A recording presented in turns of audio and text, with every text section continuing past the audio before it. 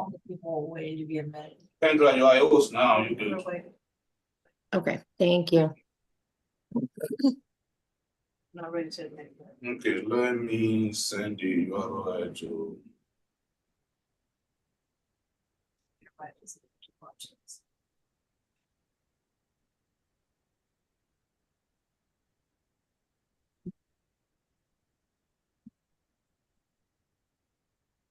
We're set to go, right? Everything is good. I think so. Yeah, just haven't added, brought people into the meeting.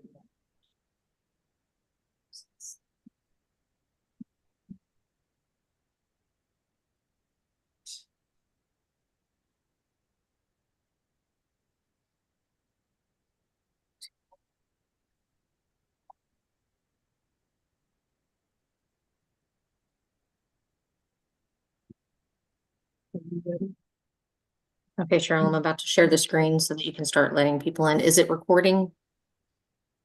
You need to make sure that it's recording. Who says record? Yeah, it's separate. It's recorded. I'm not seeing that it's recording anywhere. We want to record it, the whole want to record it separately. Oh, here it is. That's, you may hit okay. Yes. And then I'm going to share and then you can start letting people in. Okay.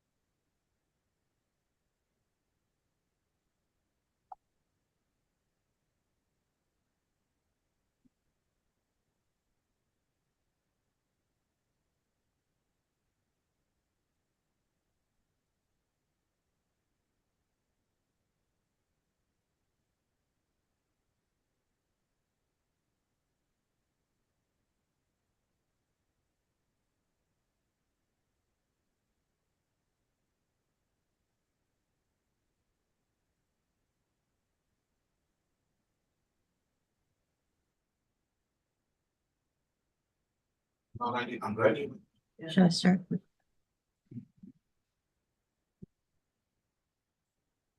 Good morning. My name is Linda Litzinger. I'm from the Texas Higher Ed Coordinating Board's Advisory Council for Post-Secondary Education for Students with IDD. I don't know. You have to.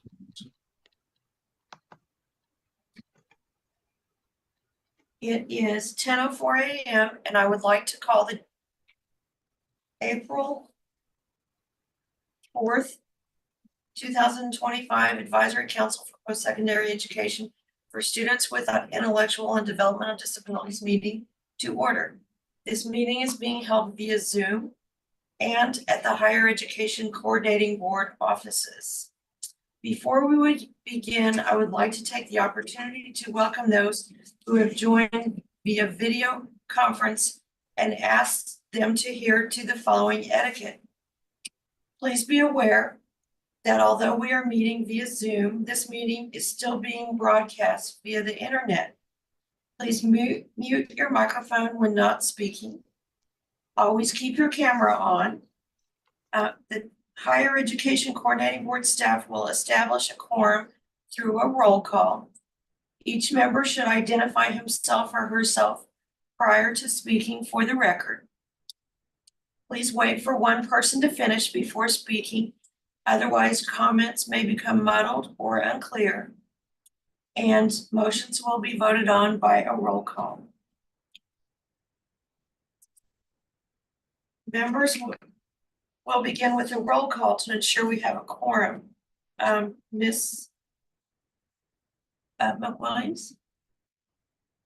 Yes, good morning, everyone. When I call your name, please respond to confirm that you are on the call. Start with Linda, Present? Aaron Banger, Here. Brenda Barrio, Here. Aaron's here.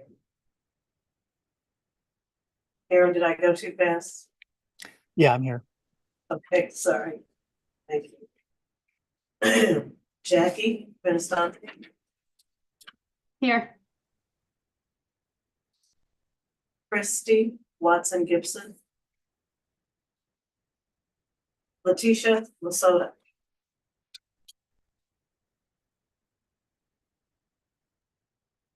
Kristen Gooch, Here. Christina Gushanas, Here. Abby Hughes,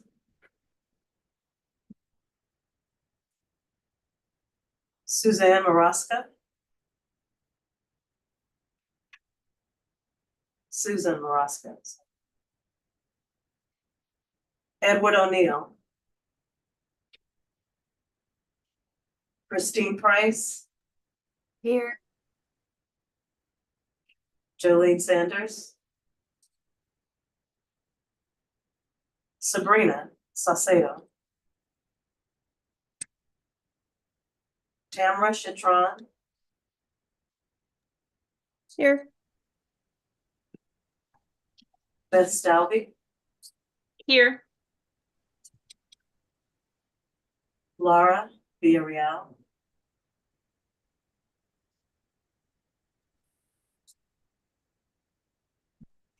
I'm here. Lauren Wolfel, Here. Nina Zuna. I believe we gained Letitia Lasota after. Nina Zuna,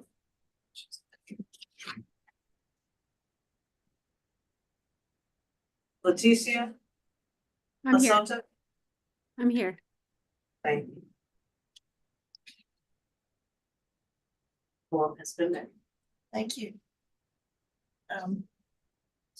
Okay.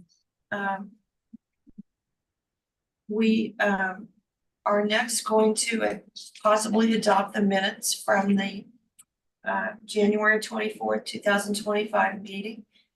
Does anybody have any questions or corrections to provide about these minutes?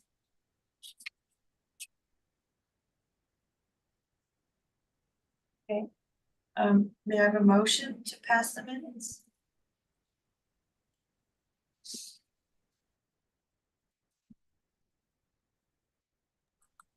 This is Christine Price. I motion to pass. Thank you. Christine Price motions to pass the minutes. Do we have a second?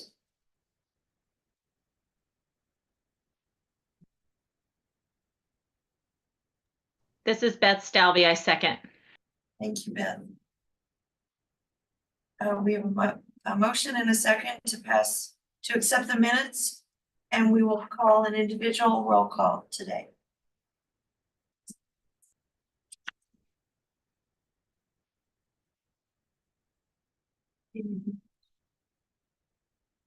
Okay. Linda Litzinger, In favor? Aaron Banger, Aye. Brenda Barrio, Aye. Jackie Benestante, Aye. Leticia Lasota, Aye. Kristen Gooch, Aye. Christina Gushanas, Aye. Abby, Christine Price, Aye. Tamara Chatron,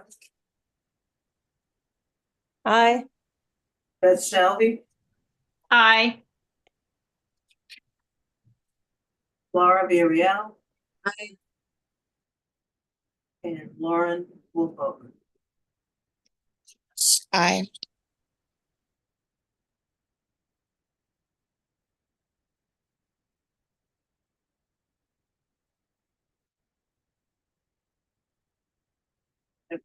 Thank you. Motion passes. We have adopted the January 24th minutes. I have realized that I overlooked introducing all the people on the screen that weren't called in the roll call. And so, I would like to, call on Cheryl Williams first. I'm just going across my screen.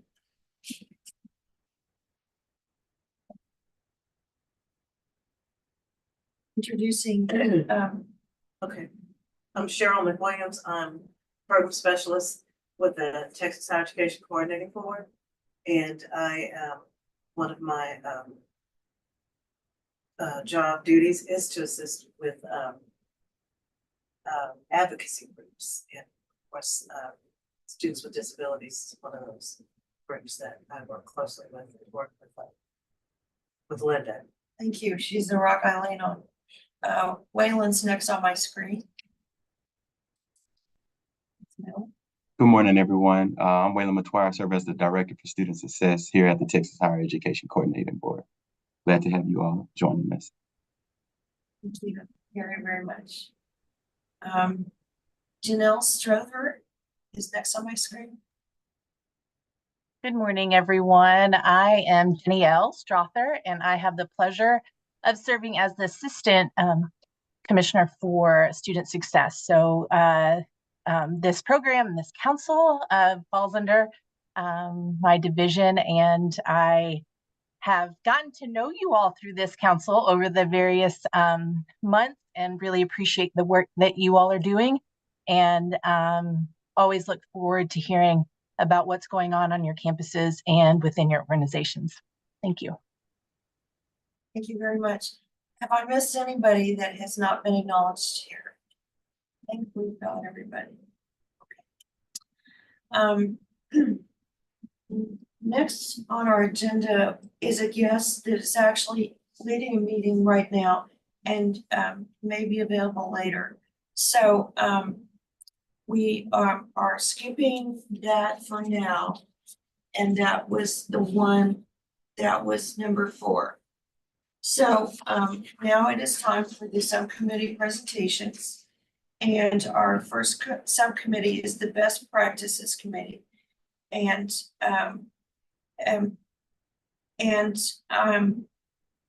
Christine has done a lot of work in leading a meeting, and she had some March 10th deadlines that everybody met. She's done a really good job. And Christine, would you like to talk about your slides, please? Yeah.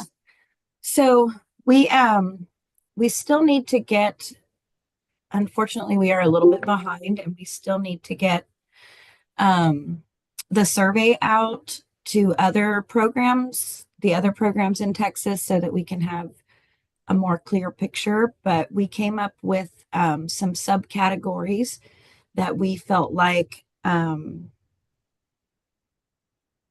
encompassed what we all do at each of our schools in the higher education higher education post-secondary world.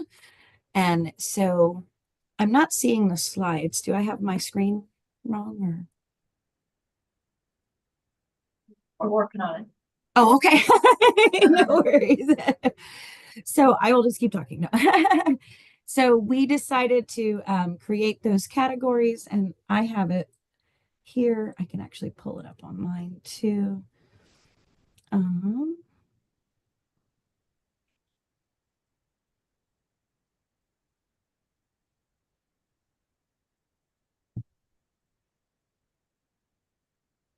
Thought I had it right here.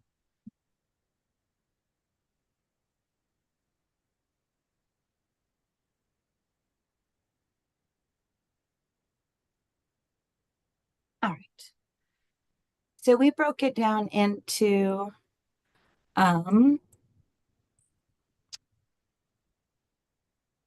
categories, and one of them is social skills, and then employment, academics, independent living, community engagement, family engagement, K-12 educator training, faculty and staff professional development, peer mentors, and cross-campus collaborations. And we were Go to the using, next slide, please. These are the three committees that we're working on. And you are the first committee on the left. One more slide, please. That was just a review. This is just a review of what we said last time. One more slide, please. Okay, and here we are. This is now the part that Christine is talking about. yes. And these are the members, and Jackie Benestati has joined as a co-chair. And I have joined as of yesterday as a member. So because there's a lot to do on this committee, so I think I'll just be on it. And I appreciate that. sure. And I'm actually going to step down as co-chair, just because life and personal things. But yeah, so I need to step down as co-chair, but I will still be a member.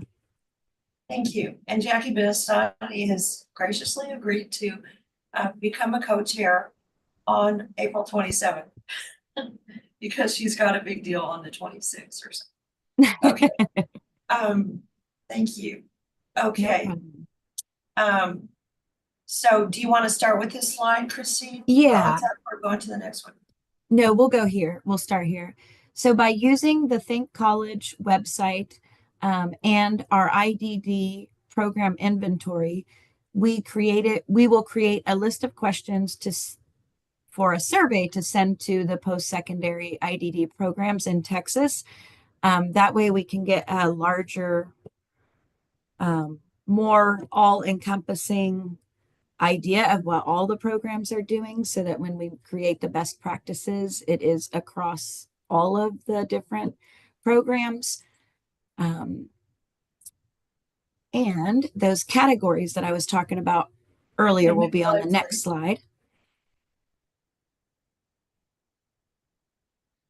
And so these are the categories that we have broken it down into. And then we're going to send out questions in each of these areas in one survey. And hopefully we get those surveys back pretty quick. We have went through and made sure that all of our contacts, some staff of Tammy has done that, Tamara, and so that we have correct contacts to send those out to. So we should be able to send those out pretty soon. And that's what we have right now. Next slide, please. I think I made this slide before Christine's came in. Types of supports: financial, academic and organizational, social supports, peer supports, employment supports, and independent living. And you had those on your slides. Yeah, I was going to say great minds think alike. At the graduation, faculty and staff development, campus and community inclusion, and family engagement. And next slide, please. And now I wasn't sure who had RSVP'd to come and if I would be describing it myself. So these are the slides from last time of the various websites and articles available that show what's available across the US. And so Kendra, please just run through these rather quickly because I'm not going to discuss any of them, and I'll tell you when to stop. Thank you. So you guys can see there's a lot out there, and they're all a little bit different from each other, but they all help with the fabric of what we need when we send our kids with autism on to college. And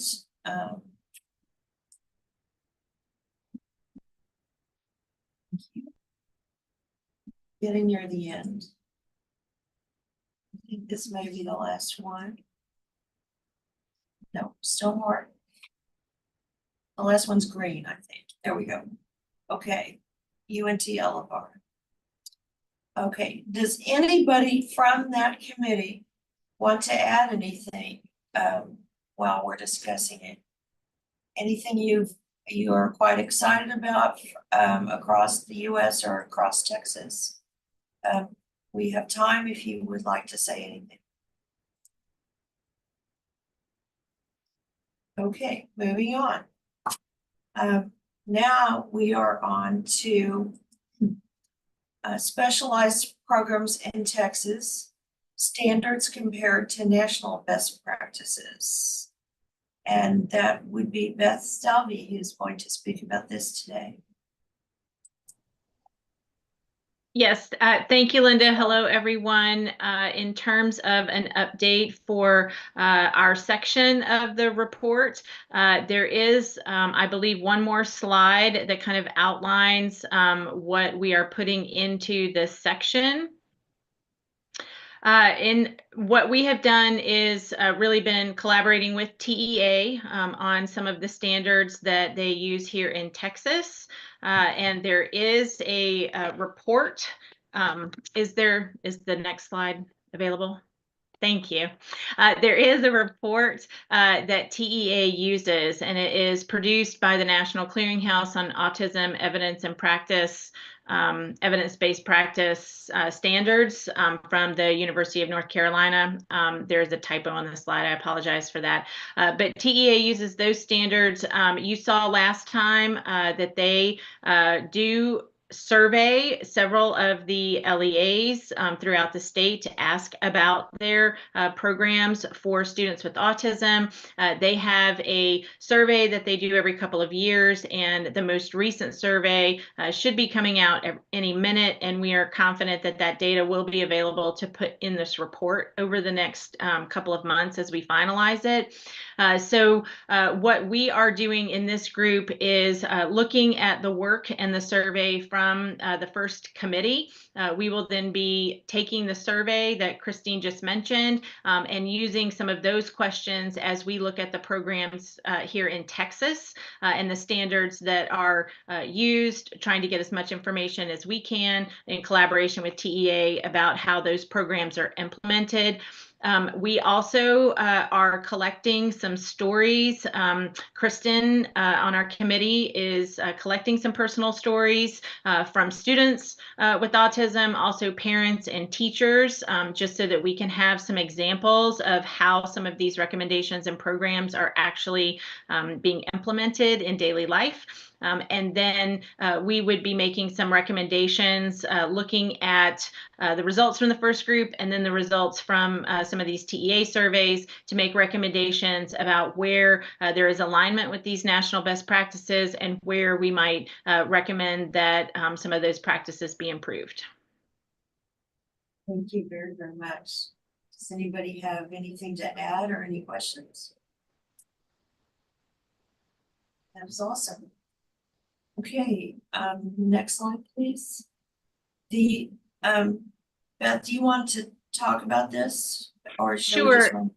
I mean, we went over this at the last meeting and can certainly make this report available. This is a report that was published a couple of years ago. This is the survey that I mentioned that they have updated and that data would be that would follow the same format, has the same data points, but the numbers would be updated. And it's my understanding that there were a few more LEA respondents on this most recent survey to give us a better snapshot of what's happening around Texas. And I think the rest of the slides, again, because we wanted to share some of this data and give a picture of what was in the report, there are several slides about this report. And I don't know if we need to go over it now, unless you just want me to review the report again. We can just scroll through the way we did the other one. This report is about, there's an update coming out. It was due in March, so we'll be seeing it soon. But this sort of forecasts what the new report will look like. Kendra, can you please scroll through They all kind of look the same. They've got this red and blue on it. And just keep going, please.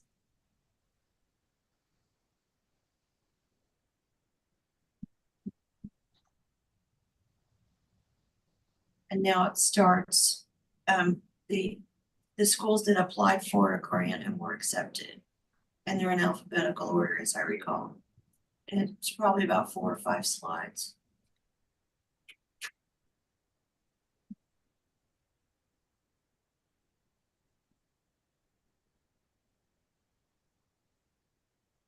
Not alphabetical, but anyway.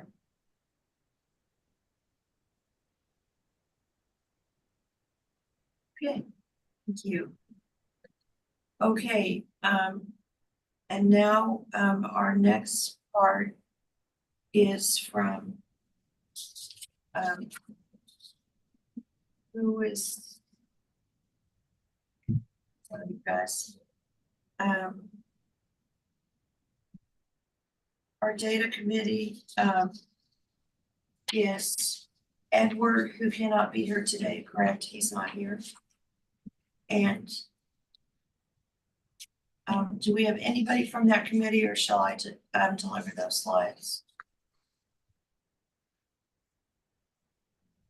Nina was the other co-chair that wrote a report with him, and neither of them can be present today.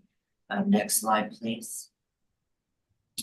Okay, this is the previous slide from last quarter, showing what they're charged to do.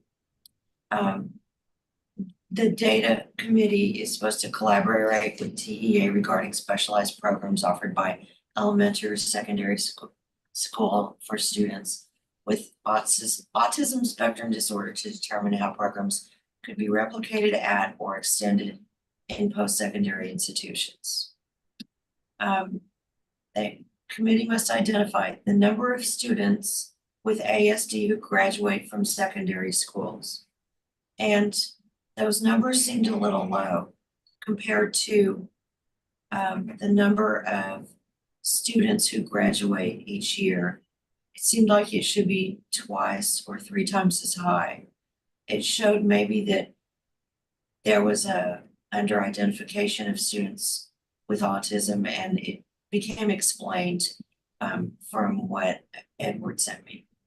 The number of students enrolled in higher education who have autism spectrum disorder, the graduation rates of students with autism spectrum disorder enrolled in higher education, and the financial assistance available to students with ASD who enroll in higher education. Next slide, please. Okay, updates from the financial aid and data team. Next slide, please. Okay, the brief background is the importance for students with ASD and IDD to start looking for scholarships early. A reference was made to the 2 recommendations on financial support in the 2024 Texas Higher Education Coordinating Board report on access to higher education for persons with IDD. In this section of the report, we address financial aid and scholarships. Financial aid. 7 examples were given of various financial aid options and resources to consider. Scholarships. This section is broken into individual scholarships and scholarship databases.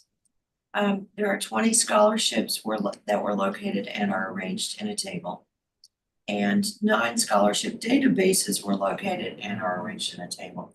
So those options have really grown in the last 10 years. Next slide, please. And then Nina and Edward go on to talk about the data section.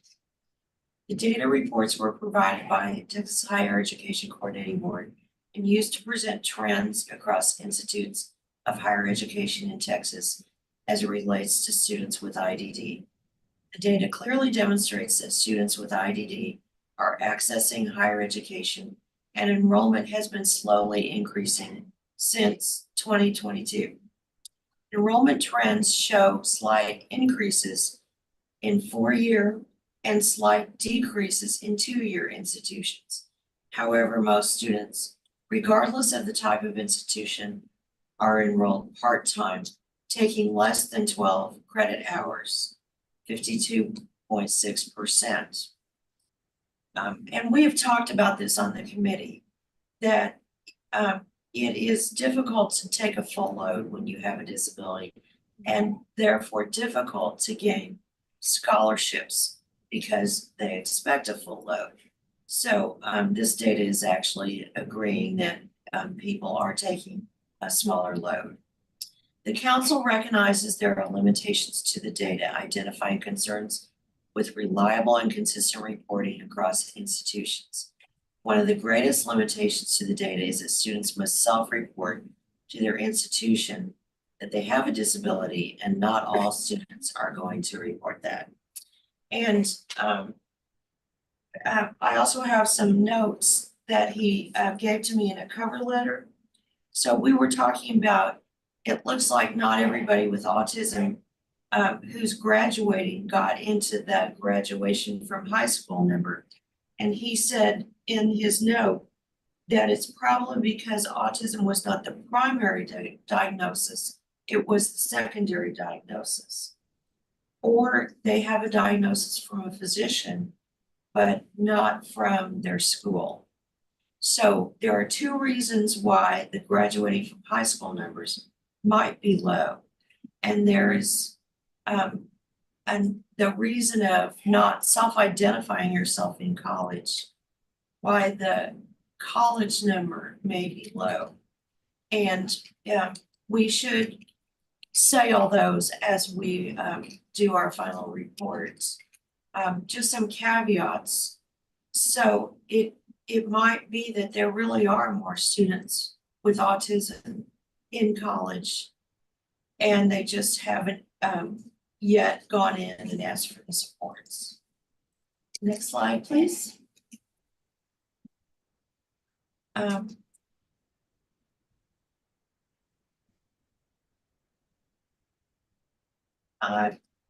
The council recommends that Texas Higher Education Coordinating Board work with Texas Institutes of Higher Education to improve the collection and reporting of student data.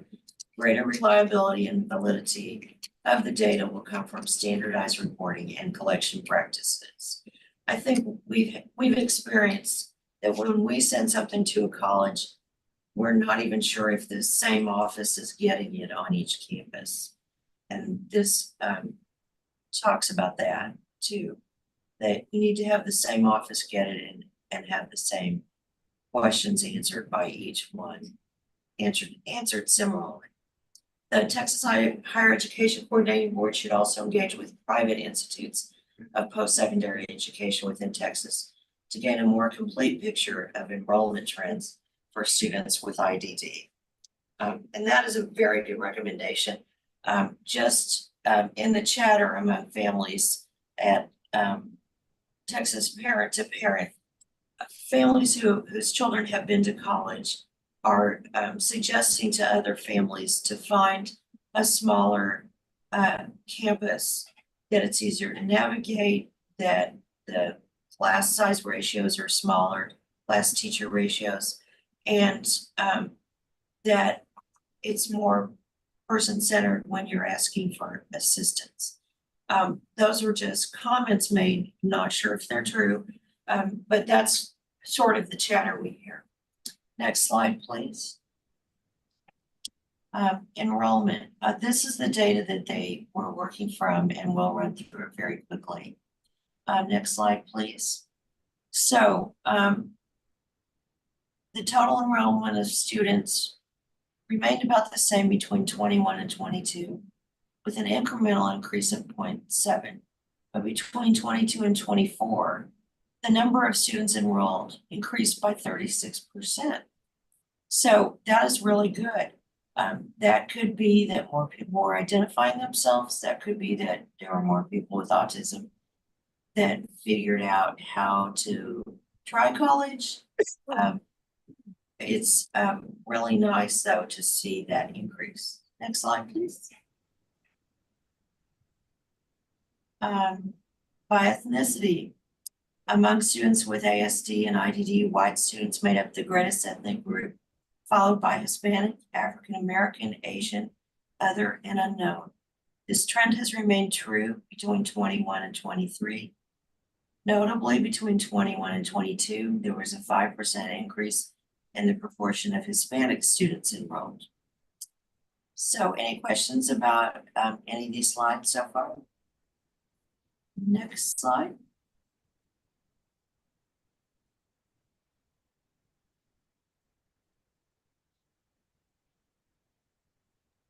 Sue has her hand up, Linda. Oh, thank you. Sue.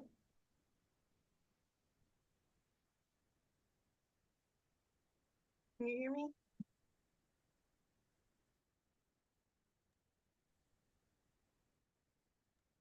Can you all hear me? Now we can, yes. Okay. Good morning. So I apologize for being late. I got stuck in traffic, but I noticed it was on the agenda or one of the documents you sent because I reviewed them earlier this morning. And I know you referenced it in the last slide, the one about the enrollment, the previous slide that was just up. And I believe Waylon is here, right? Yes. Okay, because I think the last time I brought it up, he wasn't there. All right, so I just want to address this because I know I've addressed it several times. And I've actually addressed it with our institution, with our registrar, who's been with the college for probably over 40 years, and she knows about these reports. When the coordinating board sends something, they're going to make sure they get what you're asking for.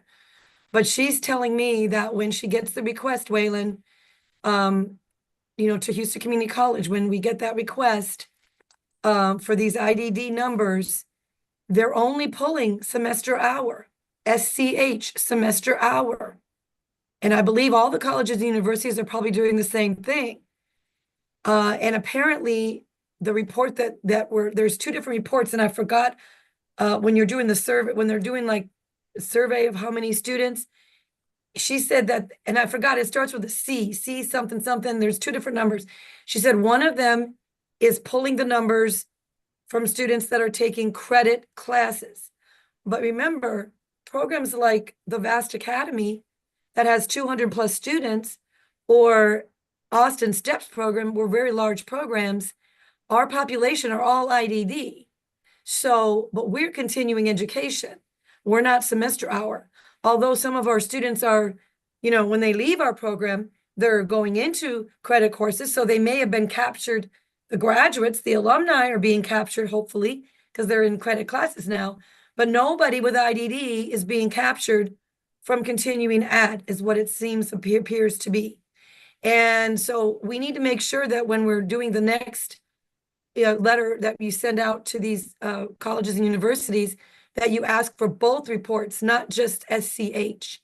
Apparently there's two numbers. She said one is for continuing ed and one is for semester hour, because I know that our numbers are not captured in any of these, and we've been around for 35 years, and, Austin Steps program has a large program, so does VAST. I know there's others, not all of them are as large, but we have the larger programs, and we're all continuing ed, and our numbers are not being captured.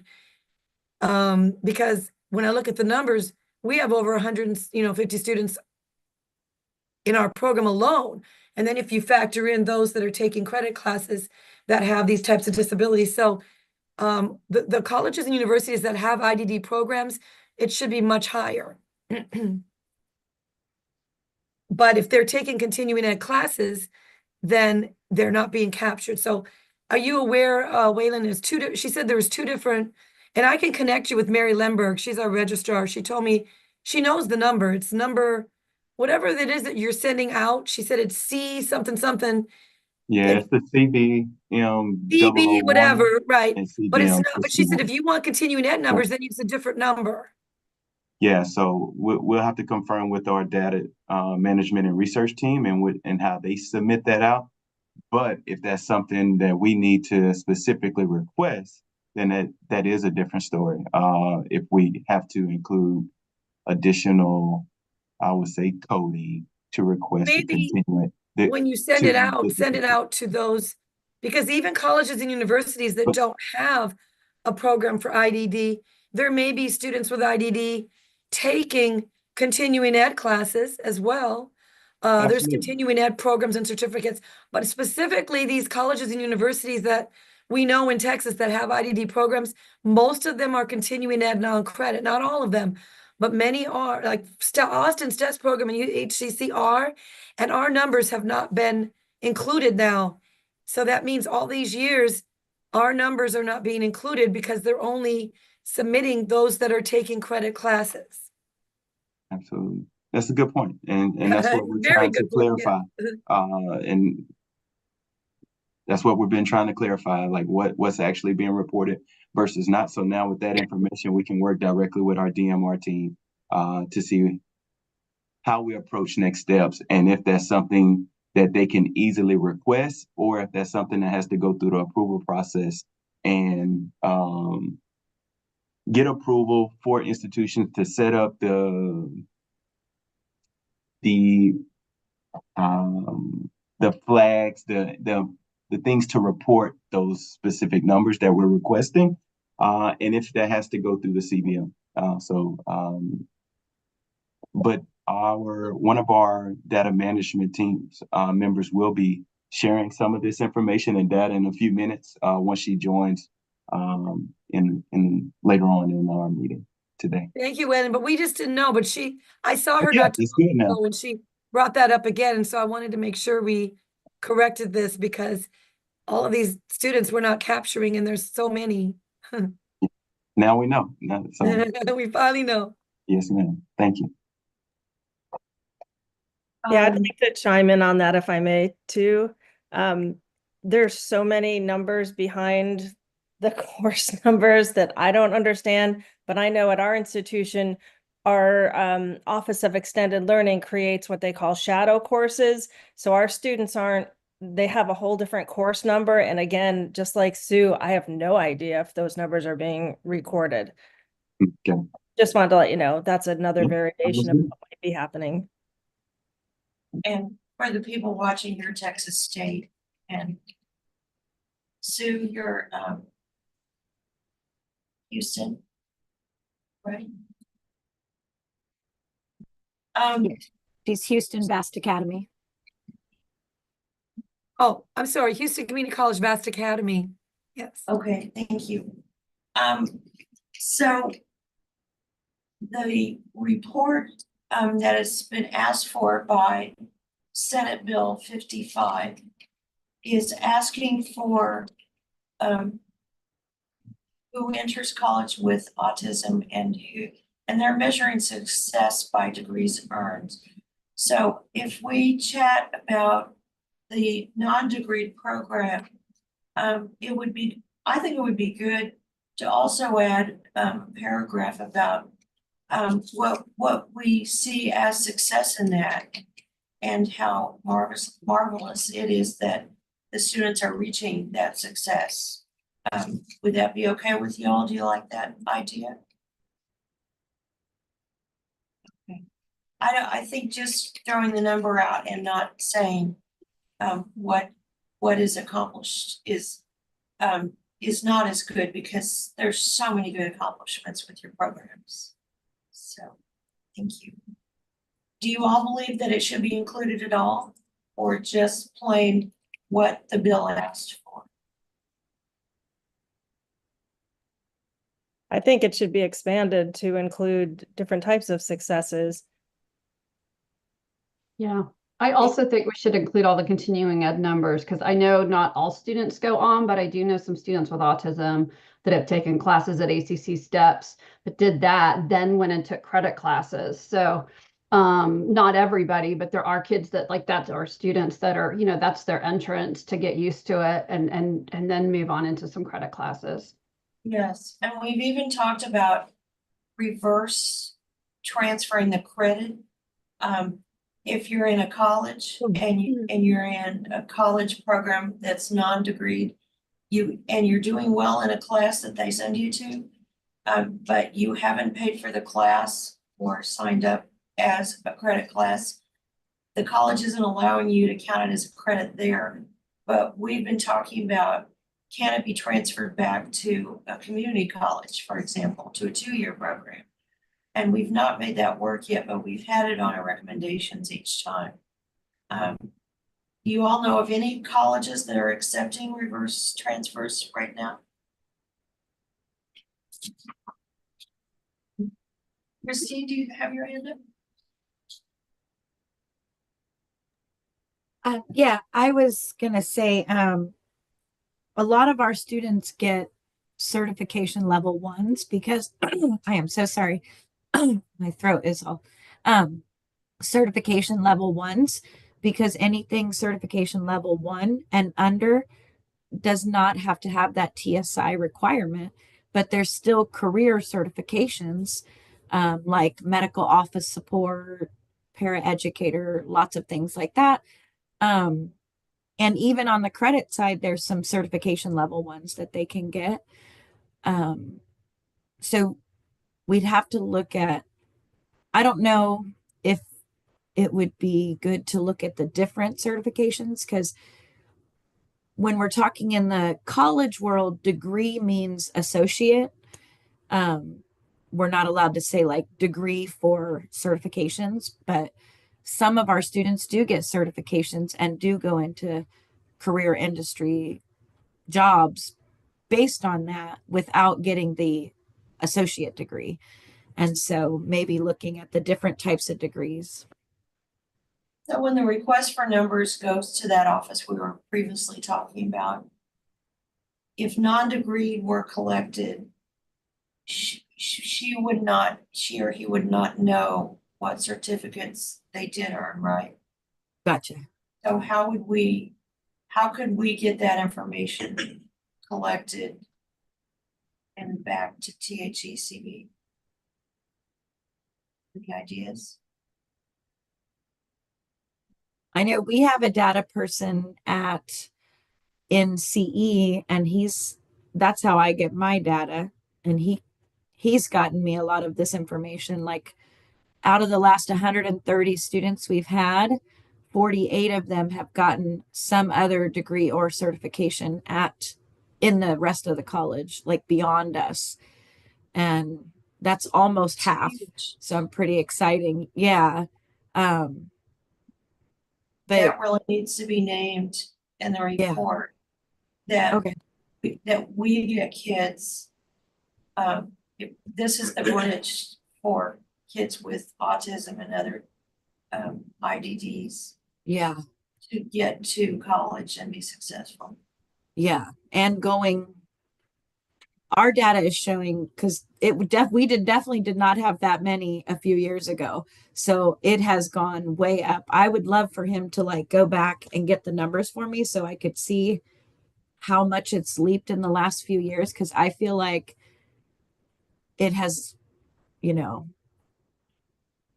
we just got our data person a few Now years if it ago, goes- but it has, that's incredible that 48 of them got other degrees. So, but they're not degrees, they're certifications most of the time. And I don't know if they're being tracked, I don't know how to track those, but I'm curious. I if might they reach out to my break data on, person and ask. or if Sorry, they, what'd you say? I'm sorry. No, I'm sorry, what did you say? Be curious to know if they went straight on to college or if they tried that career that they'd been practicing in your programs. I'm just curious, that's all. Sue? Yeah, and so when we applied for the Star Award, we had our institutional research. We worked very closely to pull up numbers over a period of, I think it was 3 years, 5 years. Well, the first time we did it was for 5 years, from 2010 to 2015. I have data. But then the last few years, when we were applying for the Star Award, we pulled the data of students that came out of our vast academy and what the percentage was that have gone on to workforce certificate, programs, as well as associate degrees, and who has completed those. So we actually had the numbers of how many students are actually enrolled, that came from our program, how many have completed a certificate and what it was, how many got an associate's degree. We have all that data. We submitted it when we applied for the STAR Award. But this is not data that's going into this report. It's going because when that report is coming, and I was on the committee, I was on the group, when we went to have the presentation with Senator Zaffarini and when that bill was passed to get the data collected, it was never meant to be data collected just for credit. It was to get all colleges and universities to see how many students, because we even had conversations, like phone conversations with all the colleges and universities around the country, around the state. And we had registrar people involved, because how are we going to collect that data? There was discussions. Well, how are we going to know if they have an intellectual disability or they have autism? And all the different colleges were talking about how they were going to work with their ADA and how they were going to make sure that when the time came to collect that data, they would get those numbers. And then see, you all send us that survey. It's called a recruitment survey. So us who are IDD program, the colleges and universities that have a special program, we're giving you all that information about recruitment and all of those things, but there's no question there that says how many students are, well, I think that does say how many in your program, but how many, I wonder if it could be added even to that survey, because we at the program level, we know how many students we have. We know what their races are, their ethnic group. We know we can also work with institutional research to get, we know how many go on to do certificates, how many are completing, we know all of that. But in our program itself, because it is not everybody's going on, they're going through our program, it's continuing on credit, and we're just not getting them captured. Because unfortunately, that CB report that's going to the universities and colleges is only capturing semester hour credit. And I only found, like I said, I only found that out recently from Mary Lemberg, because I didn't realize, I thought it was all the students at the college and university. I didn't realize they were only capturing semester hour.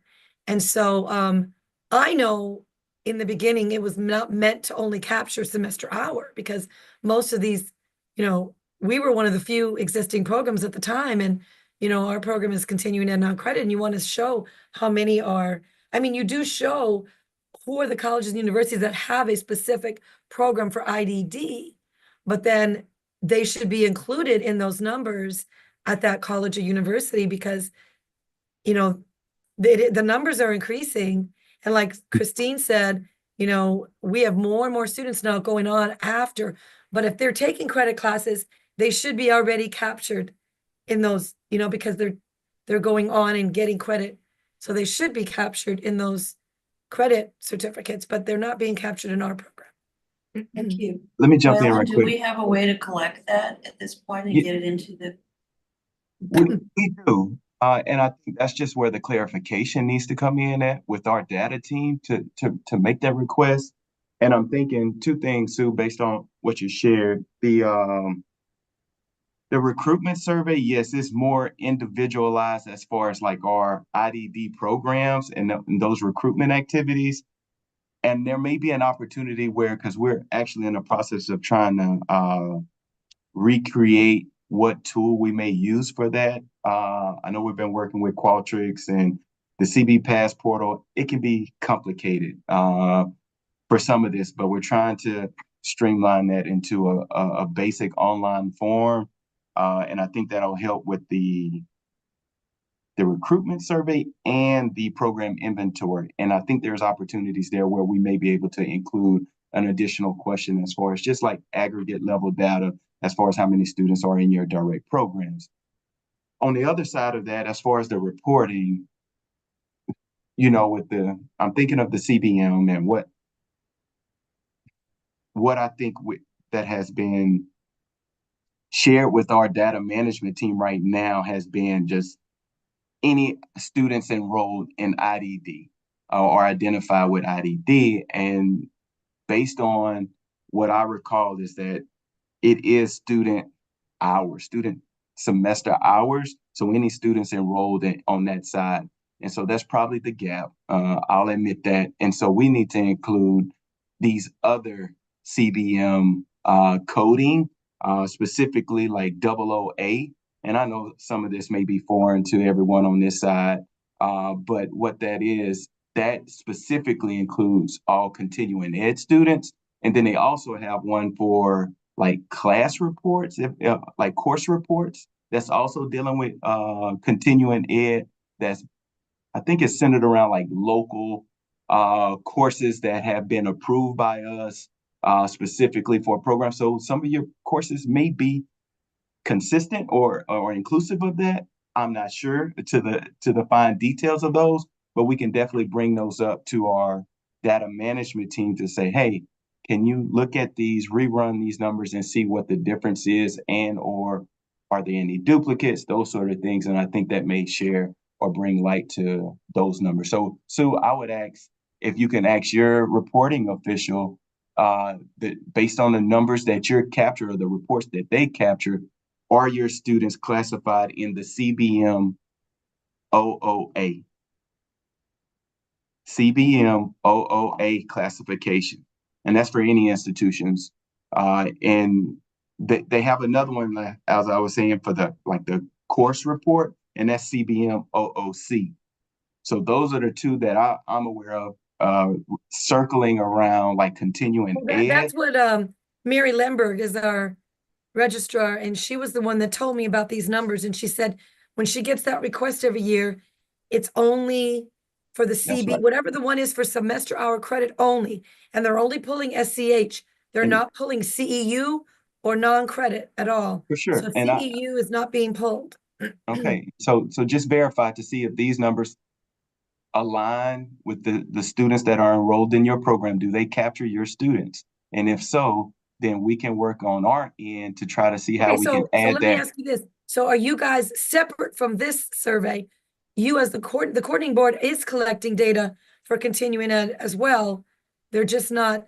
We're just not We should be including it included in because this. That's our correct. students taking CEU, anything that's CEU would be included in CEU, right? Which one is the CEU one? You're saying the OOA and the OOC?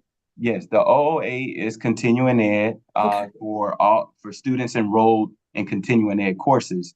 Then the OOC is it's like a continuing ed course report. So it's still, I think they're aligned. It's just, I think some specific courses that are approved in addition to those that may be at another institution. Because I know ours are all CEU. I don't want to get into the back and forth with how you label your coding for your classes versus how our reporting structure is identified for your reporting officials. So just ask them, does your students are included or are being captured if the coordinating board requests the CBM, OOA, and or OOC? Because right now we're capturing all students enrolled through the 001 or OC1. Though that's what we're actually capturing right now in the data that you see. So just ask them that and let me know, and then we can work and see how we can get that. At the onset of this, when we first started this, even before I was here, to my understanding, the data team worked closely with the IDD council and others when they first had to start requesting data, that this is what was evolved or this what was requested. Little to no, like, I think that there is a gap that we're seeing now that all programs are not being captured with all of your students that are not in a specific program. These are just students that's attending the college per se in a degree focused program. So this is helpful. This is good. So thank you. Thank you. Next slide, Tamara? please. Tamara, did you have anything right quick? Oh, I'm sorry, Tim. It would just be great to have like a little cheat sheet on these codes. So I can send you the manual. Yes, so we know how to, well, how big is it? So just so we know the language, because my specific field, we don't get into these weeds. And if it's, we just don't even know if we can't help you make the connections, like Sue's learning that, oh, there's a disconnect.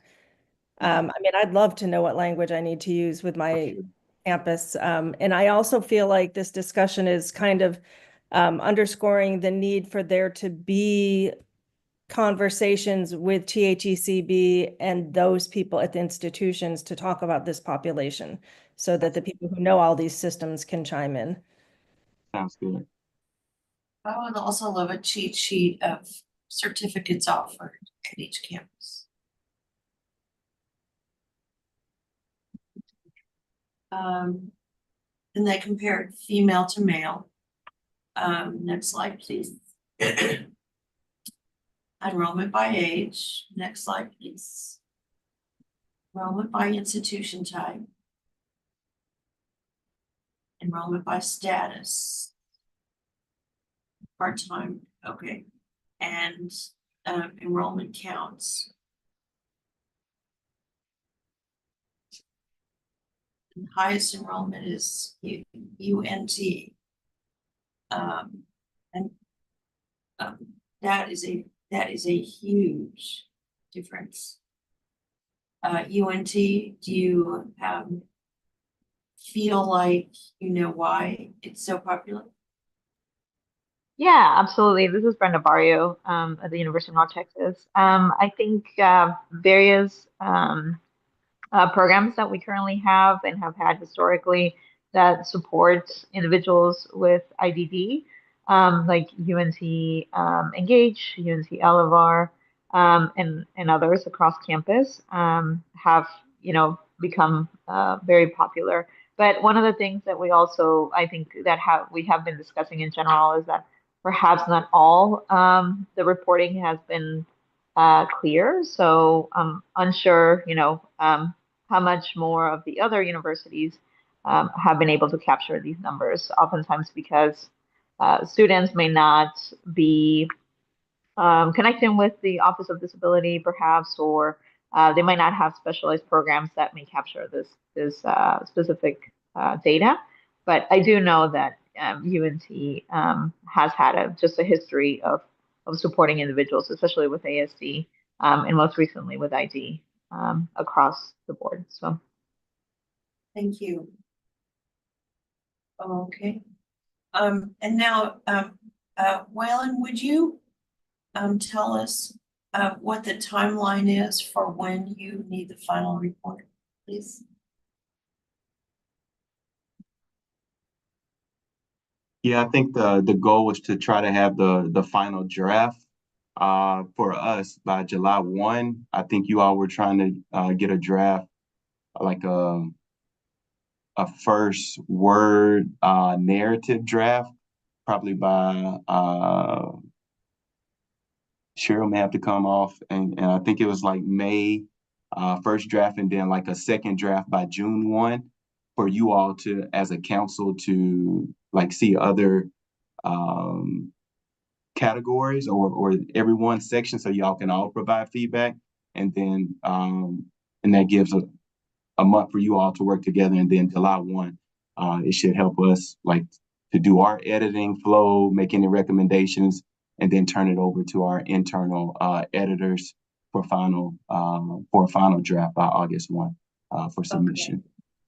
Thank So you. I think so by May 1, like I think a first rough draft for you all internal to have your sections together. June 1, for everyone to have a kind of like that second overall draft for you all to engage and make any recommendations at that time, and then July 1 for us. Okay, thank you. And I'm open for any discussion if you think if the timing allows for that, or we're on pace, or where we at with that. So open for feedback. Thank you. I have to apologize. I'm talking over people today because I can't really hear well today. We probably need to try that. So the next slide, please.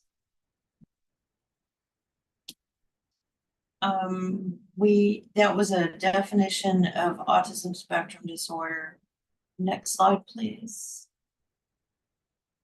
And those were the reports we were talking about. Next slide, please. So I just want to emphasize from this slide that the bibliography is very important.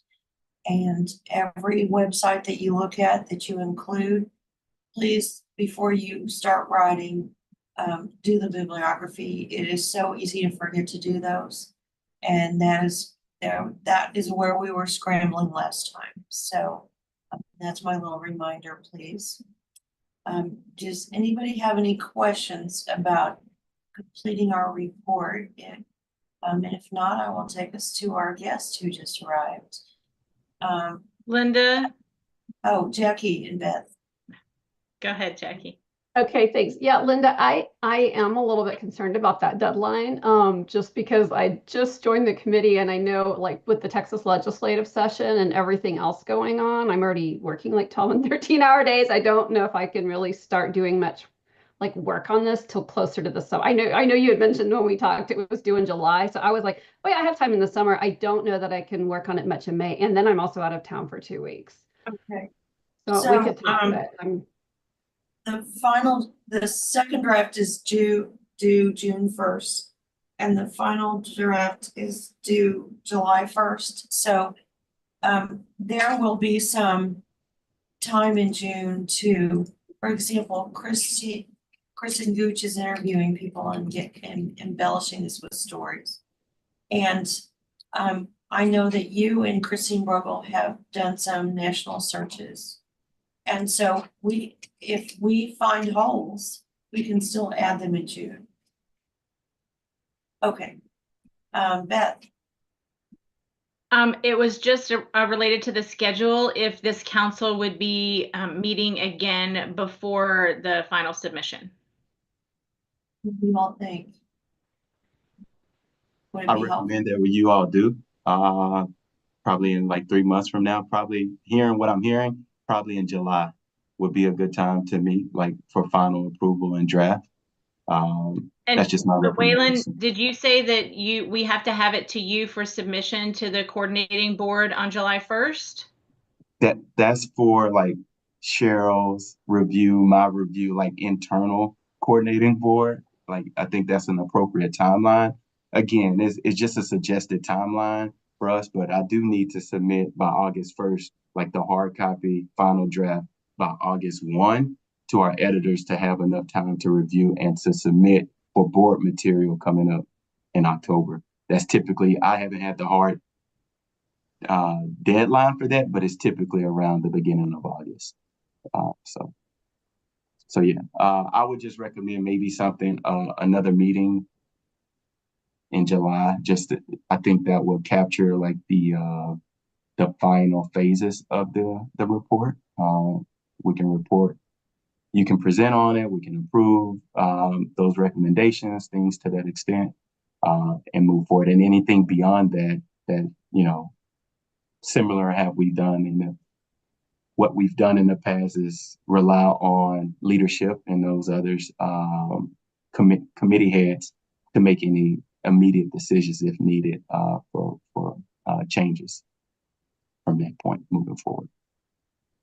So guys, I'm looking at 6 of us that are living in the capital right now, and we will be through May.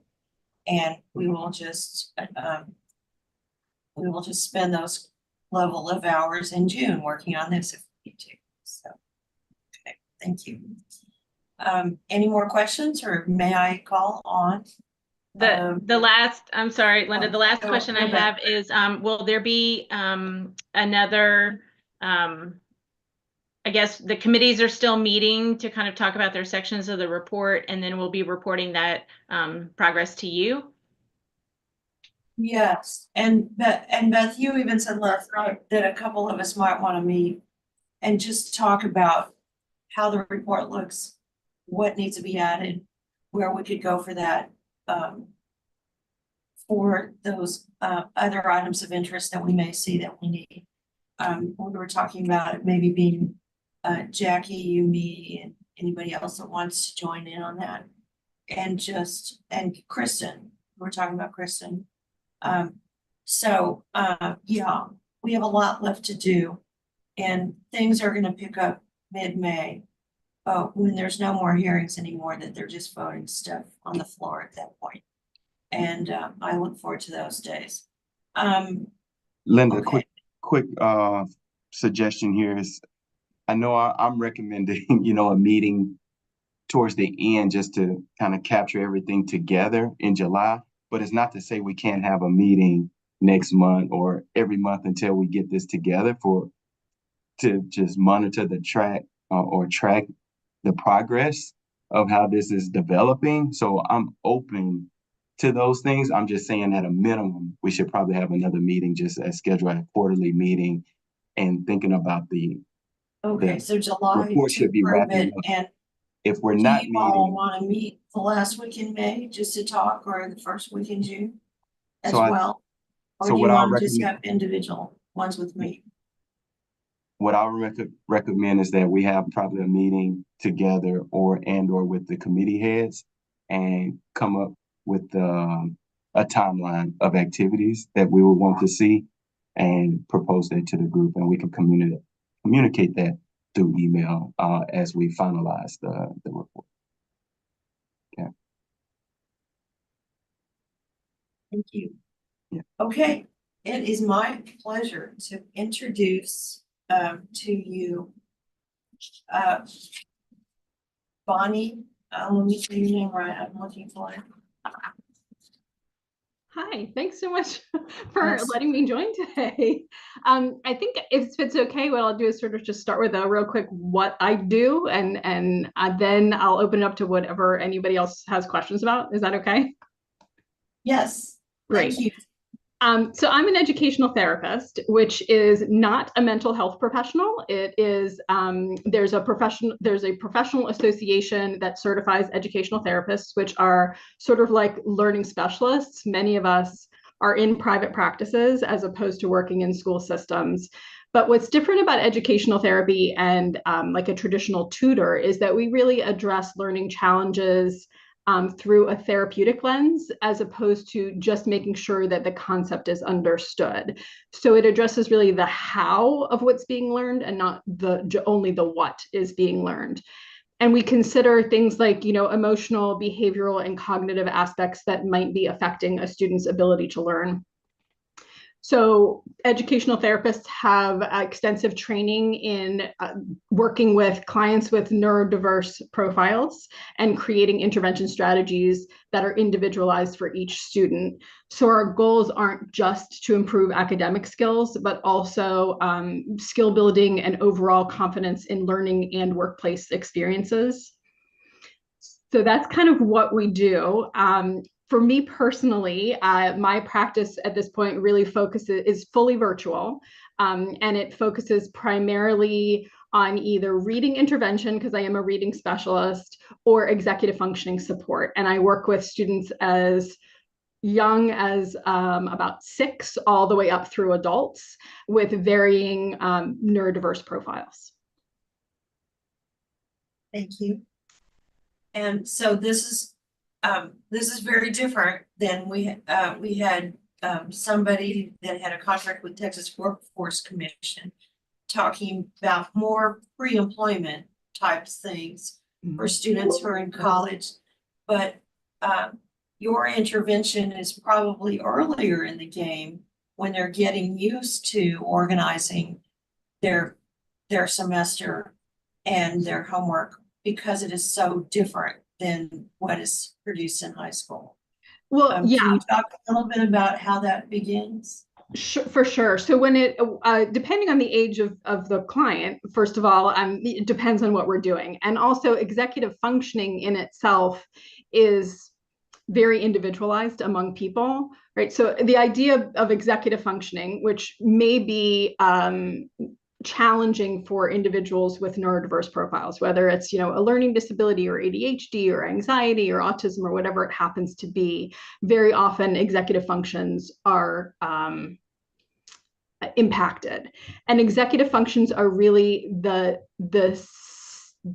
actions that we do in order to reach our goals, whether they're big or small. So those kinds of things might look like, getting started on something, task initiation, or perseverance, keeping going when something is challenging, or managing time, or organization, or planning and prioritizing. But it also involves things related to, sustained attention and self-regulation, and flexibility in thought, and those kinds of things. So with particularly with somebody who is of sort of high school, college, or beyond in the workforce age, one of the things that we do is sort of try to figure out which of those kinds of executive function, like big bucket items, are the challenging ones, because all of it across the board isn't the same level of challenge for everyone. And then based on that, I work with students to sort of figure out what their both very short-term goals are, as well as maybe some longer-term goals, and then teach them skills and strategies to help them move forward towards accomplishing those goals. And sometimes it's helping them figure out what those goals are, and sometimes it's related to study skills, or organizing, or planning, or considering things that might not be considered from a narrow perspective, just sort of a big picture looking. But I know it's not a great answer. It looks different for everybody. So I don't really have a one concise answer of how I work with students. So it's great to hear that it is that person-centered.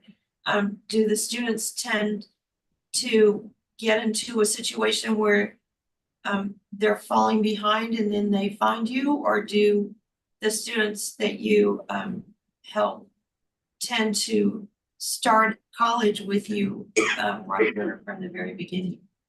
That's a great question. Both. So some of my students have been students of mine since they were in like elementary school, and either consistently throughout, and then they go off to college and I stay with them because expectations change, and skill levels change along the way. So for those students, sometimes it's a consistent, like I start to work with them and I go all the way up through when they land their first job.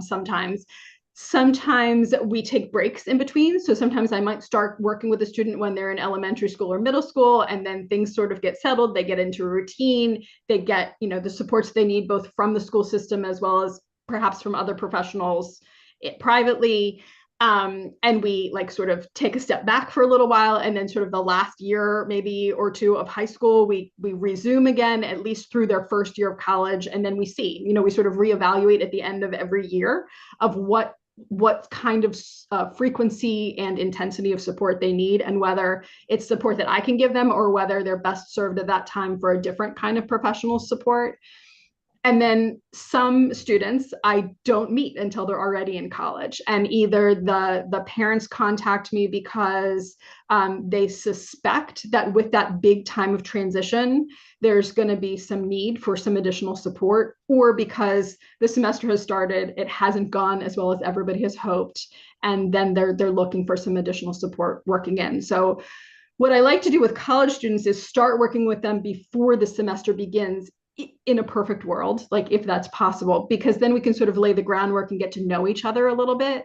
I think in particular for college students, when you're talking about executive functioning, actually teenagers, whatever age they are and up, there has to be buy-in that the student wants to really work on those things and wants to have the support. And so, that takes a little bit of time of getting to know them and how they're individuals and what's important to them and what's not as important to them, as well as what's important to their families, which may not always be exactly the same things.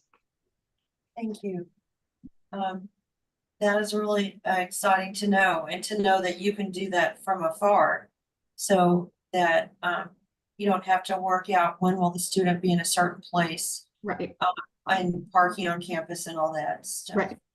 And Jackie found Bonnie for us. Jackie, do you want to add anything as customer of all this? Hi, Jackie. Hey, Bonnie.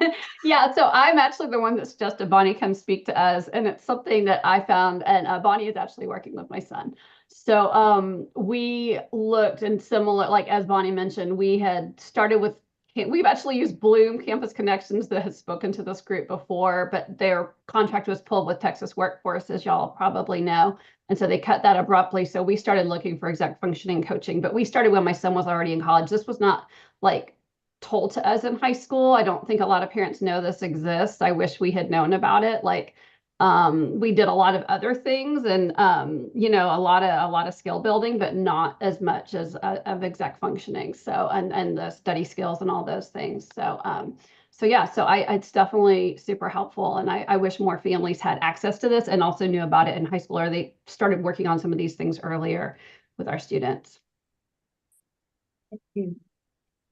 Okay, anybody else have any questions for Bonnie? Lauren? Hi, I don't have a question, but I just wanted to say I appreciate Bonnie for all that she's doing because I am a student and I go to the LFR program. So I understand what trying to figure out what I need and how I need to get it done, and having all the tools that I have for LFR. I didn't have that in high school. So I wish I would have had it in high school and community college, because transitioning from high school to community college was like really hard for me.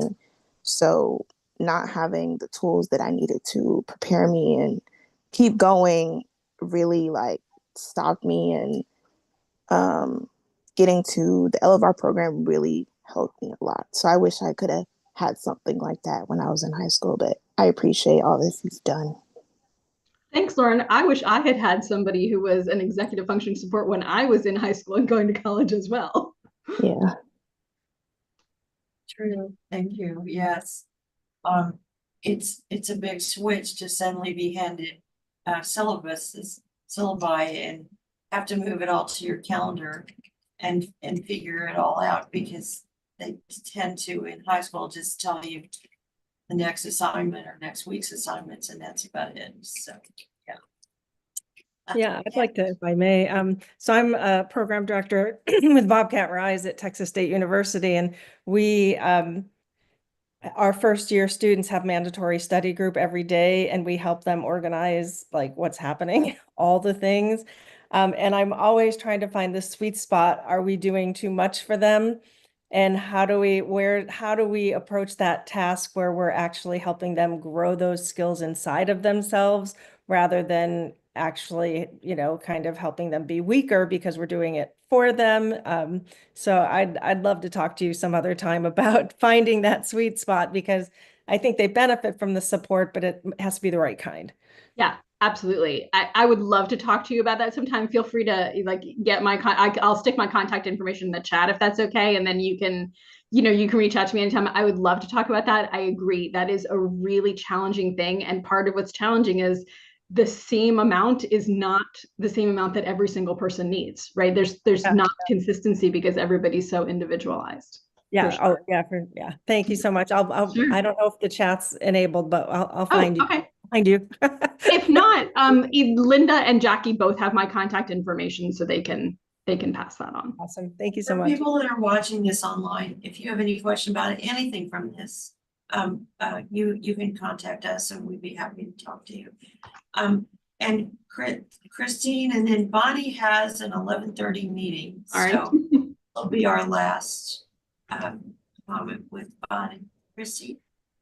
Hi, I run the STEPS program at Austin Community College. It's for individuals with IDD. I also have combined type ADHD. I was diagnosed at 7 as a girl, so if that shows how extreme it was. So college was very difficult for me. So was school. And I just really appreciate what you're doing, because I know those things were not available 40 years ago when I was going through all of that. And it's just wonderful. So thank you. I just wanted to say that. Oh, thank you. Yeah, I feel the same way. I was neurodiverse myself, but I was not diagnosed until I was in college. And so the whole the whole experience for school for me was not particularly a pleasant one until I got to the point where I understood the way my brain works and started to accept it. And so that's why I went into this field, is because that's really that's sort of at the heart of what I want to do with all of my clients, no matter what their age is have them have more understanding of the way their brain works and why they feel certain ways about certain things, or why their brains have difficulty retaining information, or whatever it happens to be. And then just sort of to help them build the acceptance of the fact that even though it may not look to them the same way that it looks to their neighbors who are sitting next to them, there's nothing less about it. It's just everybody's a little bit different, and there's beauty in that.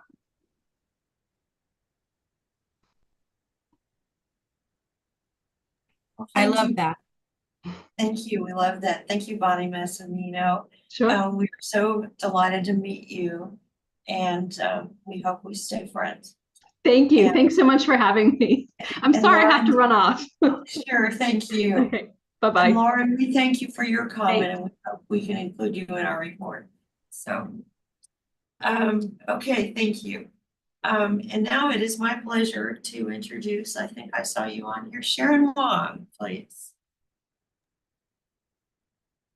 Hello, I'm Sharon Wong, Assistant Director with Data Management and Research. And today I'll be going through just some enrollment data and maybe some first year GPA data to give you guys a glimpse of what the data looks like the past several years in terms of our autism IDD population. I'm going to try to address some of the questions in the beginning at a very high level. Not to get too nitty gritty, but just to give you guys just a general feel of how the data is reported and how we report it, and then also give you some resources too, in case you're interested in looking at some of our other reports that we put out as an agency or with GMR. So I'm going to go ahead and share my screen, and I'll start off the presentation. Let's see, share. Okay.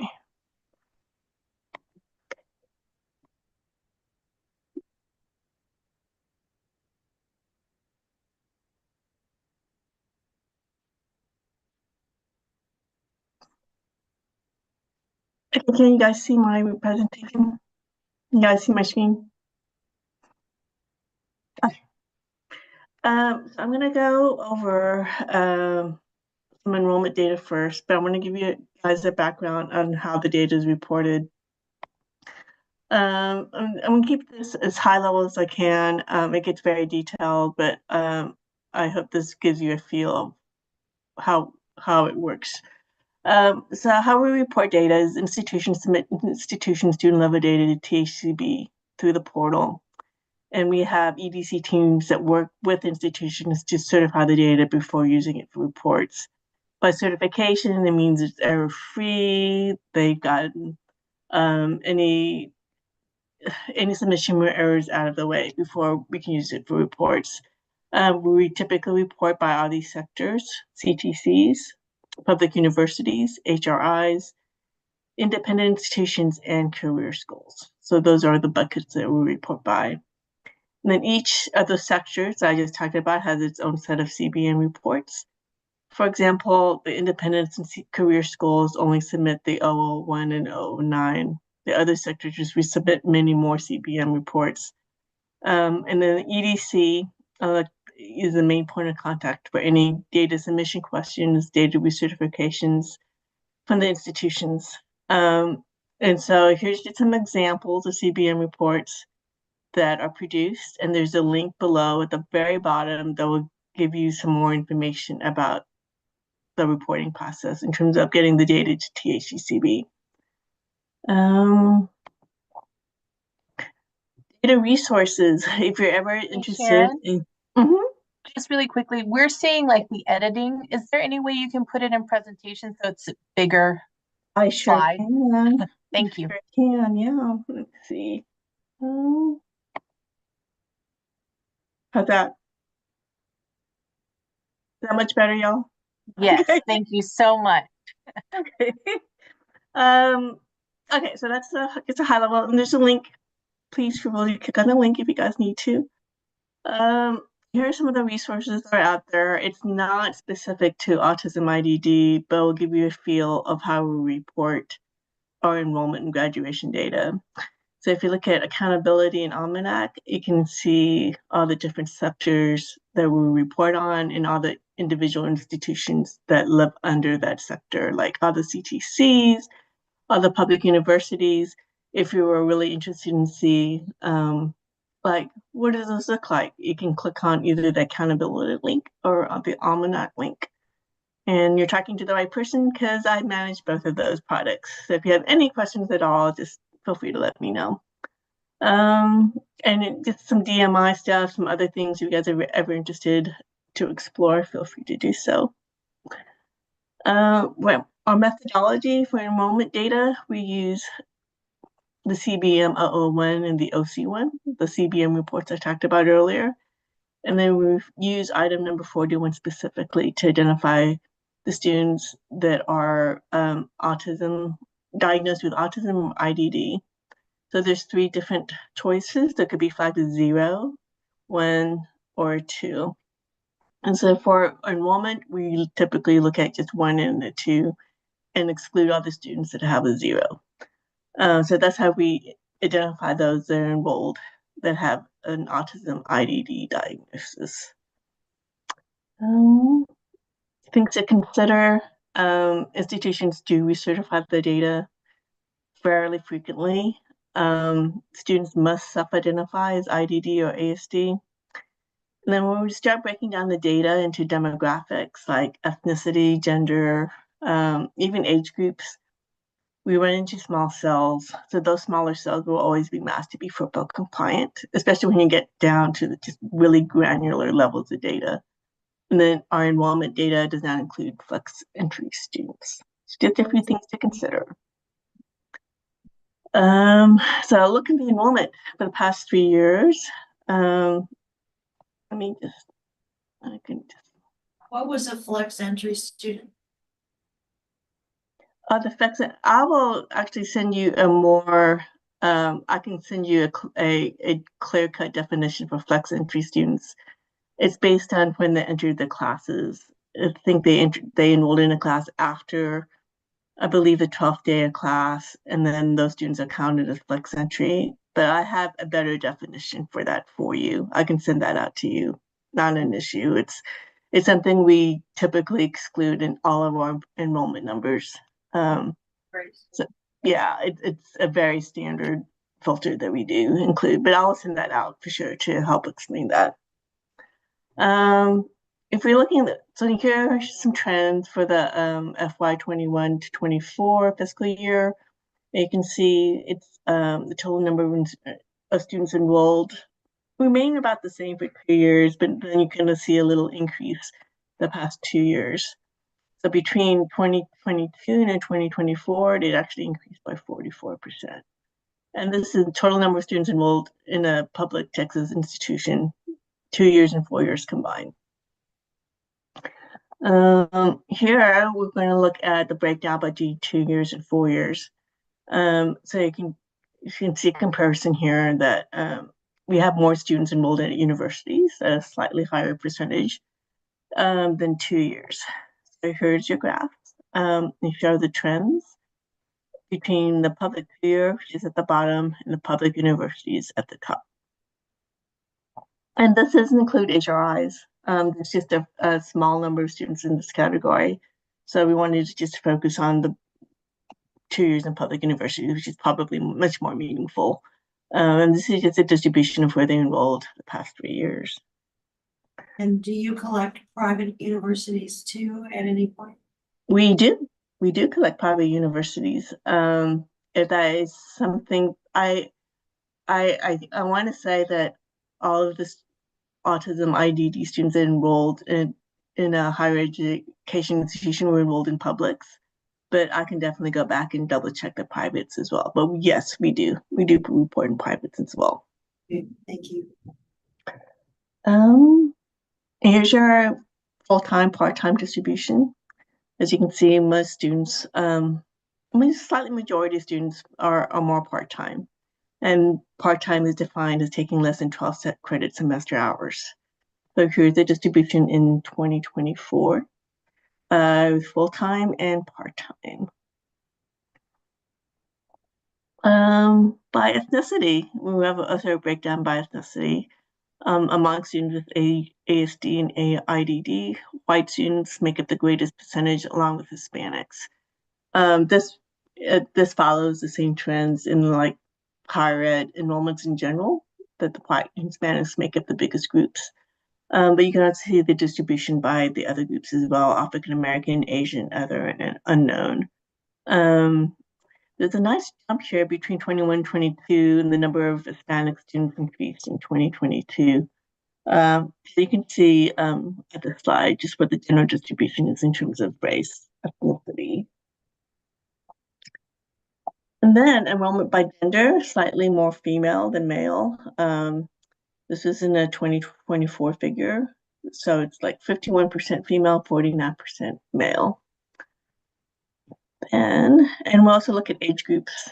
So typically we report by like 4 or 5 different age groups, but for this purpose, we use larger, broader age groupings. So we have bigger groups to report on, and so the cells were getting really small.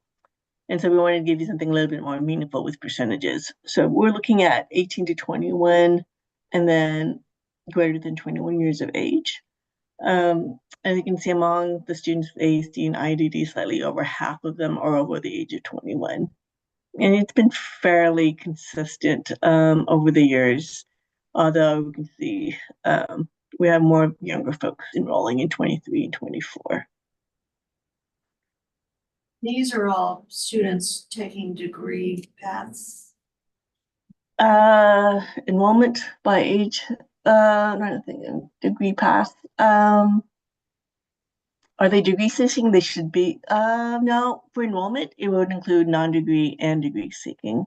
Okay, and so all these slides are non-degree or degree.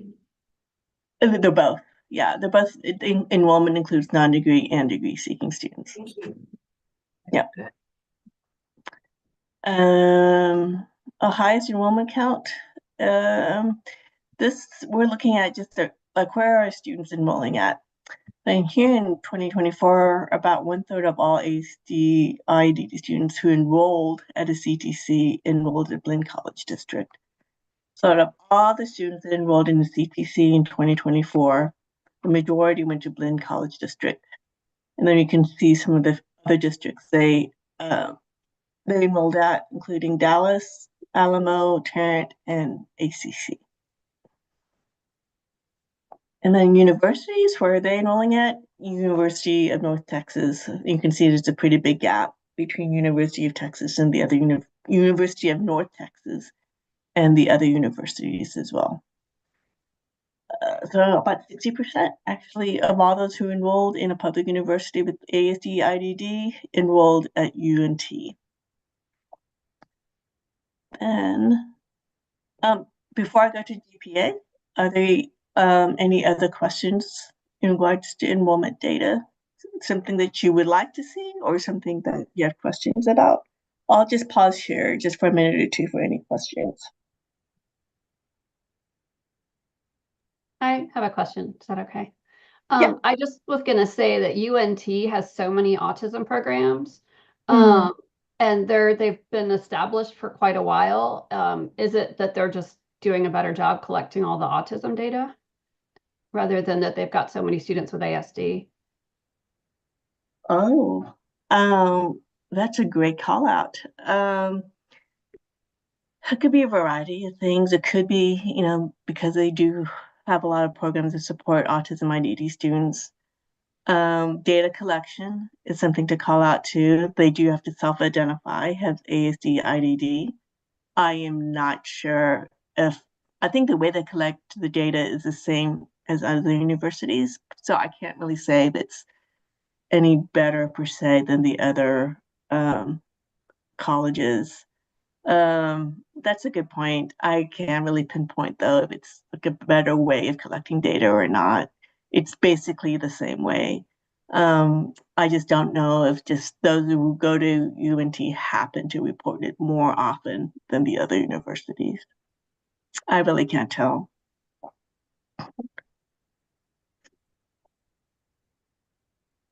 Any other questions with enrollment?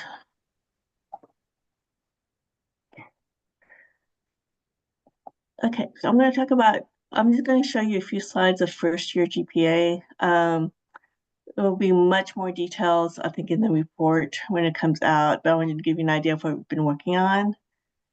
This methodology, the data source is the same as enrollment, almost, CBM 001, OC1. We also use the CBM OCS as well. So this analysis we're just looking at undergraduate students enrolled in the fall semester for these years and identifies their GPA at the end of the first year. And we also exclude developmental education courses. So that's really important to know in our methodology. So here's just statewide view of what the first year GPA is. So if you look at, so in general, more than half of all ASD and IDD students enrolled in CTCs maintain a GPA 3.0 or higher at the end of the first year.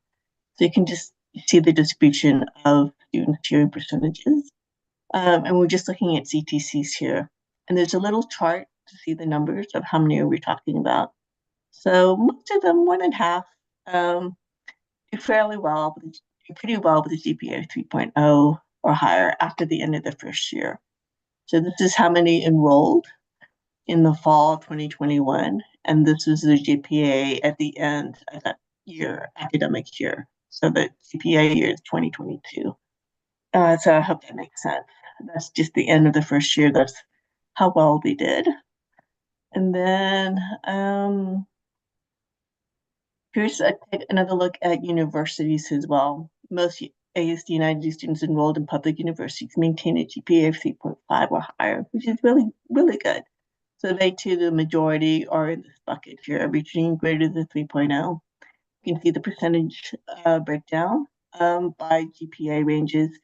You can see the majority are 3.0 or higher as well in public universities. And, yeah, they do quite well.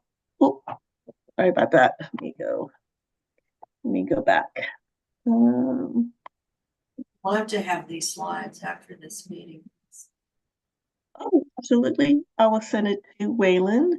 They can distribute it to everybody, and I'll also clarify what flex entry means too. I'll add that to the slides, and I'll just send it over to Waylon at the end of this meeting, probably by Monday, and then he can distribute it to everybody.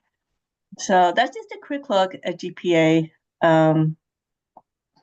Is there any questions about first year GPA? Anything you would like to see? Any more questions about any interesting things that you've seen? Feel free, I'll pause here because I think that's it for my slides. Yeah. Any questions?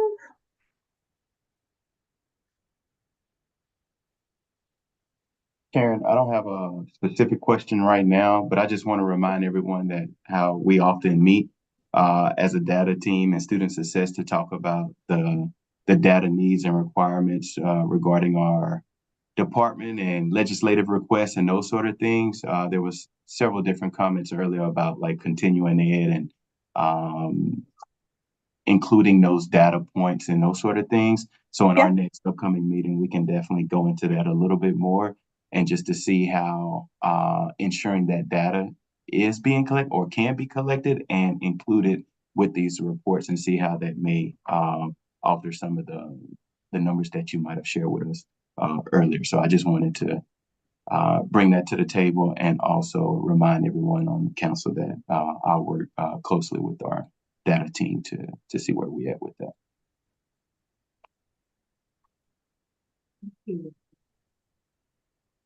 Okay, I'm not sure where we are on our slides. Probably there is a slide about announcements, I believe, are next.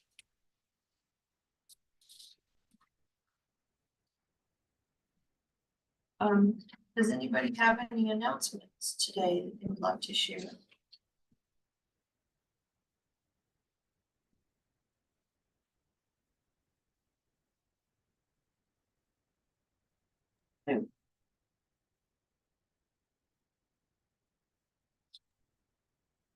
Yes, can you all hear me? I just wanted to let you all know that Houston Community College Vast Academy is partnering with Parent Resource Network, right? PRN, Parent Resource Network. And we are hosting a conference. It's a parent and youth conference on May 17th. I can send the flyer to you, Linda, or you can send out to everybody. There's QR codes on the flyers, one for the youth to register, one for the parent, and their stipends available for for mileage for those that are coming, outside of Houston area, for example. And we are hosting it. We have our students, some of our vast current student leaders and alumni are going to be conducting the youth part of it.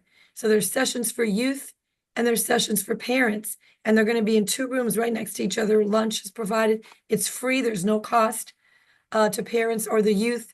And I believe it's starting as young as ages, I forgot now what their age was. Is it 16, 15? But it is, there's no age limit as far as the age. Most of them will probably, because it can be 25 plus as well.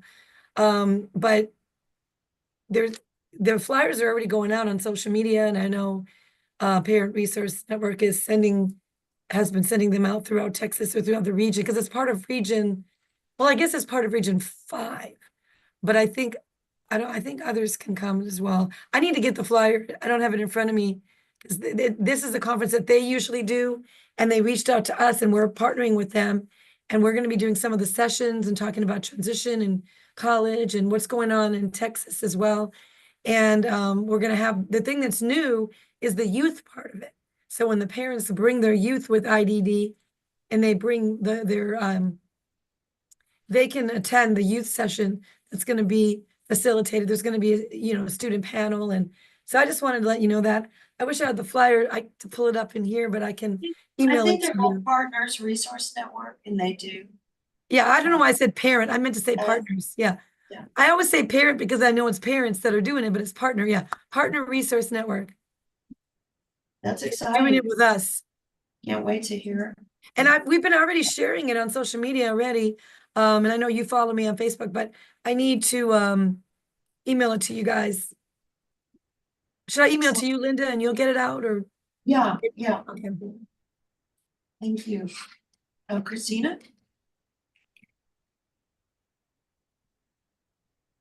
Hi, everyone. Thank you. Yes, I'm Christina Gushanis. I'm an assistant professor at Sam Houston State University and the director of our Garrett Center on Transition and Disability Studies. I'm really excited to share.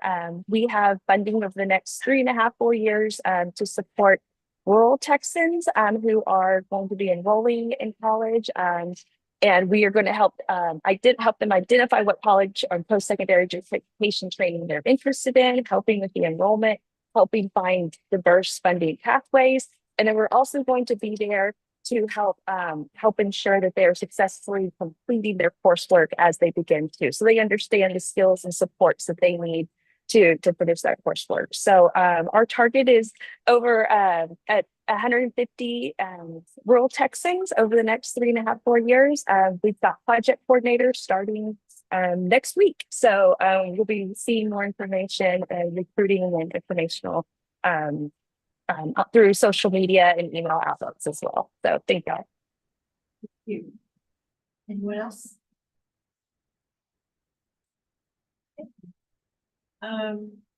I guess I would like to add that Senator Menendez, I think I told you, has done the fire rescue chair bill for college students in wheelchairs.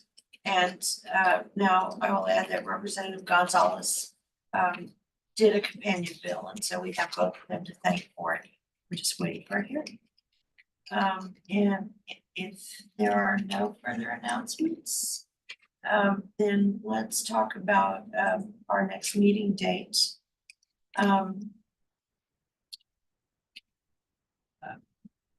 Do you want to continue to meet on Friday mornings, or is there another suggestion?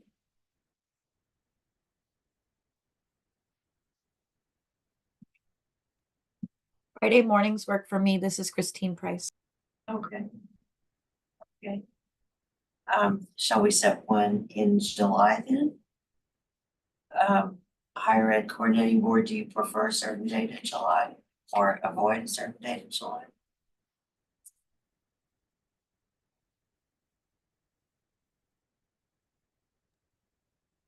I mean, I Not don't the have a 4th. preference right now, Not but the 4th? I was just about to say, as long as it's not the 4th, so maybe mid-month, like the 18th. Okay, the 18th, yeah, the remaining dates are 11, 18, and 25. So Yeah, let's do I'll the be out 18th. of town on the 18th, but that's fine, but I will Okay. be around. I But will be out of well. 25th. That works. I have to check something just a second.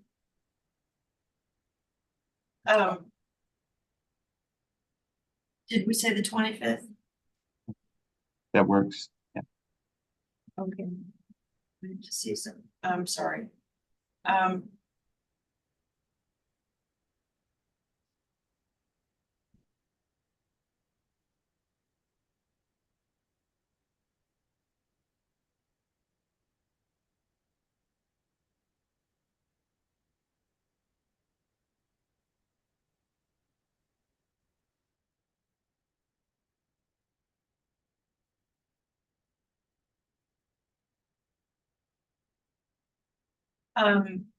The 25th works. Our conference is July 18th. That's what I couldn't find. Shall we do the 25th? Okay. 10 o'clock it is on the 25th. Okay. And if we have a lot to do between now and that date, but I think we'll be doing it in smaller groups in June and maybe a little bit at the end of May. There are some things we can do in the meantime that don't involve the 6 of us that are living in the Capitol. And so we will make it all work. And I absolutely appreciate everybody and all the work that you do here. I especially like knowing all the directors that are here who maintain programs and all the self-advocates here and all the nonprofits here. And of course, the Texas Higher Education Coordinating Board, and especially Sharon Long today. So I really thank you. And does anybody have anything to add before we take a motion to adjourn? Any comments or questions? Okay. May I have a motion to adjourn, please? So moved. Thank you. This is Beth. Beth Stalvey has so moved. Yes. Second? Seconded. Tamara Shetra. Thank you. All in favor? You don't have to do an individual vote for that too. Okay, all in favor, indicate. Thank you. Aye. Okay, y'all have a wonderful weekend. Thank you, Linda. Bye. Thank you. Thank you, Thank Linda. you, Linda. Thank you, everyone. Bye-bye. Bye, everyone.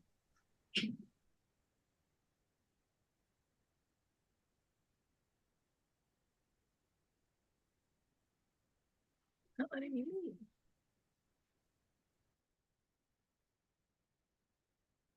So much for dragging me through this. It is such a horrible time to have a session during this.